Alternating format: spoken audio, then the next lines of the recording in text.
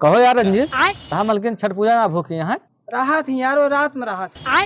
चला यार बाजारे सामान लाओ, बाद आधा मिल जाए, पैसा वैसा ले लेन जाए। चला दे देंगे। सही चला उतर यार, चक्कर है साथ बहन के। का करी यार, तहरी रोटी खाए रहे हुए सवेरे। चला जल्दी। का हो तो दो जने इसे कुल करबे का भा? अरे कहूँ झगड़ा कहूँ लड़ाई कहूँ कुछ अब तहारता ही रहा हरदम तोर सबका कोनो काम नहीं ना।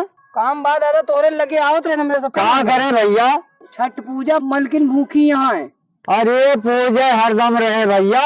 अरे बाहर देखा दुर्गा पूजा, यहाँ करवा चौथ और यहाँ देख लिया दिवाली और फिर अब छठ पूजा आएगा।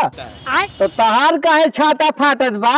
अरे हम कहाँ से भैया पैसा लाई, अब हमारे लगे काम हाथ पाई हम। वही कुर्तो में रखे दे, हम देखें काल सुक्ति आगे रखे हैं। अबे साले आओ जल्दी। भैया परमात्मा की दया है, इतना बाल छठ मैया मनाओ बढ़िया धूमधाम।